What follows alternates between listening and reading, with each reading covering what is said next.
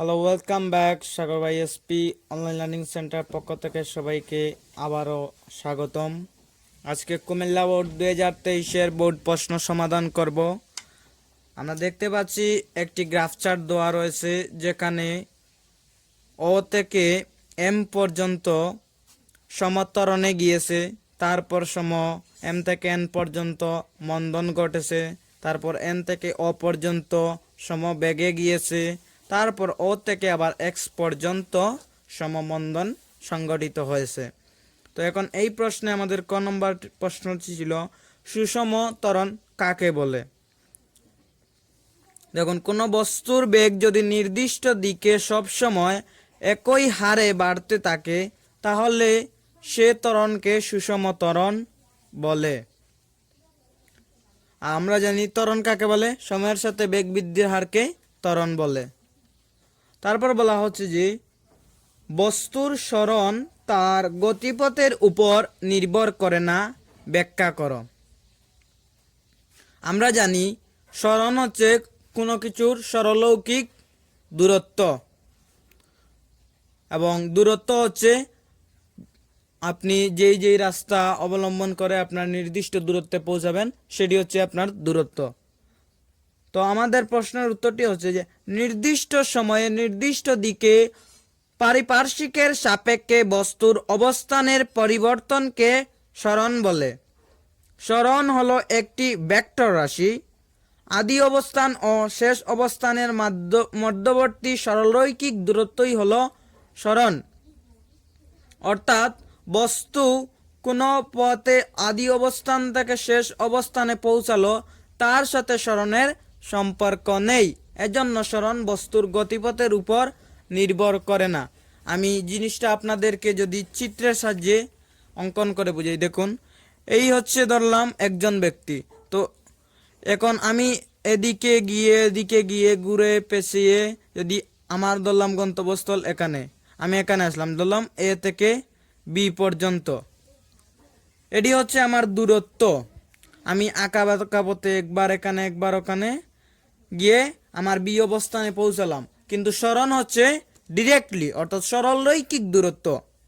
আমি এ থেকে বি এদিকে গেলে আমি আমার বি অবস্থানে যেতে পারবো। এটি হচ্ছে সরণ। সরণ আপনি কোন দিকে গিয়েছেন আপনার রাস্তা ম্যাটার করে না। তো আমরা এখন আমাদের কাঙ্ক্ষিত গ এবং ঘ নম্বর প্রশ্নগুলোর সমাধান করব। উদ্দীপকের ওপি এর মান নির্ণয় করো। দেখুন, ও তারপরে পি, এই চার্টে ও পি 10, 15, 20, 25 বা 0 ধরতে পারেন, এগুলো সময়। তো এই সময়ে পির মান হাইড করে দেওয়া রয়েছে, তো সেটি আমরা এখন সমাধান করব। তো এই প্রশ্নটি সমাধানের জন্য আমরা একটি পেজ নিয়ে নিলাম।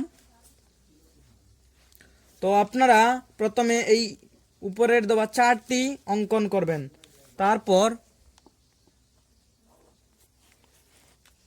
এখানে ও এম এর জন্য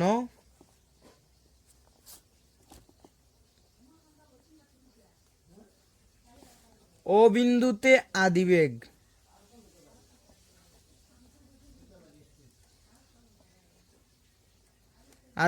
ইউ এর মান আমরা পাই 0 ms ইনভার্স 1, এবং এম বিন্দুতে বেগ বা শেষ বেগ বি এর মান হচ্ছে 20 ms ইনভার্স 1, এবং সময় টি পাই আমরা 10 - 0 = 10 সেকেন্ডস। ঠিক আছে, এখন আমরা এখানে ত্বরণ বার করব, যে এই = আমরা জানি বি মাইনাস ইউ ডিভাইডেড টি। তো বি এর মান দেওয়া রয়েছে 20, জিরোর মান, ইউ এর মান 0, তাহলে 20 / 10 = এ এর মান পেলাম 2 ms ইনভার্স 2। এটি হচ্ছে আমাদের ত্বরণের মান। এখন আমরা ওপি এর মান নির্ণয় করতে পারবো। তাহলে ও এল এর ক্ষেত্রে ও বিন্দুতে আদিবেগ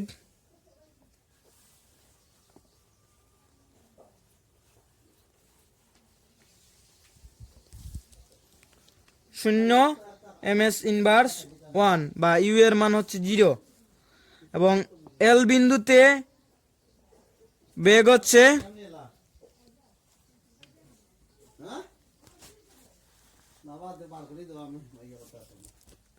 এখানে দেখতে পাচ্ছি এল বিন্দুতে আমাদের বেগ হচ্ছে 10 ms ইনভার্স 1।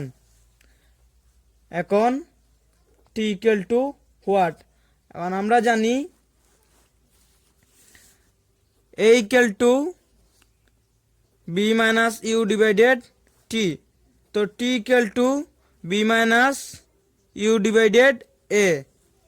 তো এখানে যদি আমরা মান বসাই তাহলে আসবো 10 ডিভাইডেড 2 ইকুয়াল টু 5 সেকেন্ড। তাহলে উদ্দীপকের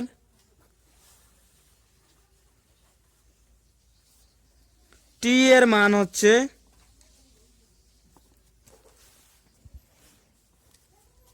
t এর মান কত 5 সেকেন্ড। এই হচ্ছে আমাদের গ নাম্বারের সমাধান।